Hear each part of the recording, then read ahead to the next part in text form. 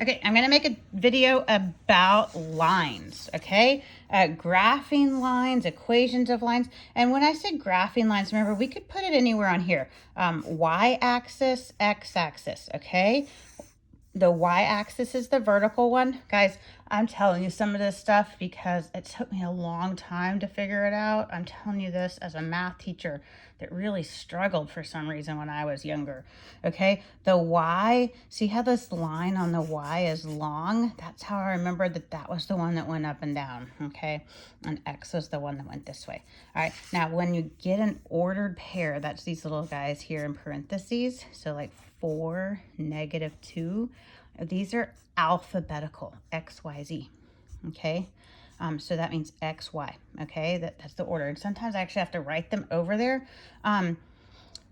Sometimes I've never been diagnosed as dyslexic, but sometimes I think like when my allergies are bad or if I have a headache or migraine, sometimes I think I have a hard time there. So some days I actually have to write this still, and I'm not a teenager anymore. So it's okay. If you need to write it, write it. If you have to write that wide, remember that's the long one, do that, okay? All right, so from the center, I do X first and I go +4. 1, 2, 3, 4. And then Y, I go down 2, -2. All right, so that would be like a point there. Okay, so but let's talk about lines then, okay? On an equation of a line, Y equals MX plus B. Now there's different things you'll come across. This is what's called the slope intercept form, and this is the slope and this is the intercept.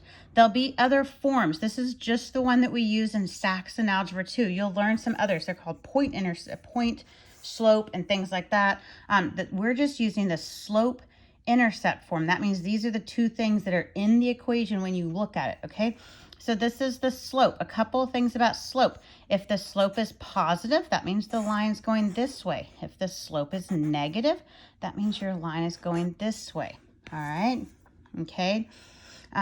If the slope is a number like 4, 5, something like that, like a actual number, that means it's going to be going up faster.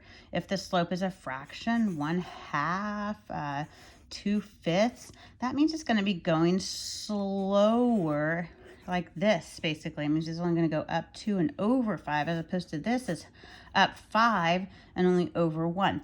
Okay, now B is what kind of anchors the slope, okay? That tells us where it crosses Y. So as we talk about, say, lines that are parallel lines will have, right, like the same slope, but what's different is where they cross this Y intercept. So it tells us where it crosses. All right, so that's the information that you have there. Now, slope is made up of what? It's made up of the rise over the run. Now, which one would be the rise? Rise would have to do with Y, and run has to do with X.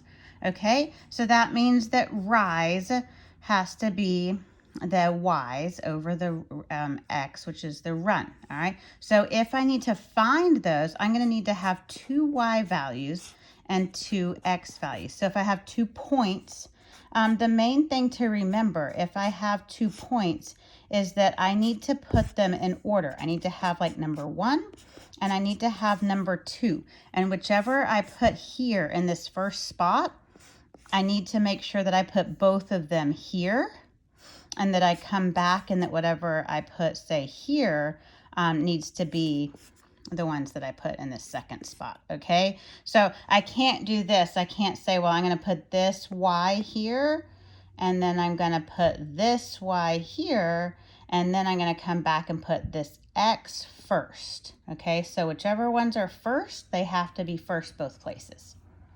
Okay, and then that'll give you a slope. Remember that this is negative in between here, and watch all your signs, okay?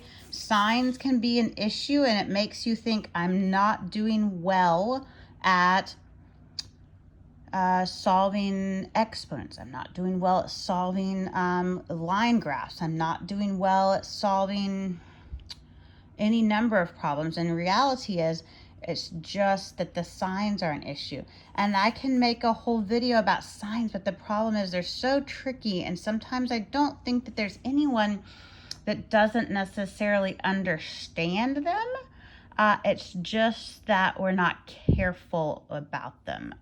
So if you feel like there's something about them you don't understand, or they keep tricking you again and again, and you're trying to be careful, but somehow they're always wrong, then let me know, because there could be stuff about parentheses or squares or two negatives in a row that maybe you do misunderstand. Okay, so be real careful here. So like if you had like a negative and then minus and a negative, so whatever these numbers are, 4 and 3 or whatever. So watch all your signs, like two negatives make a positive here.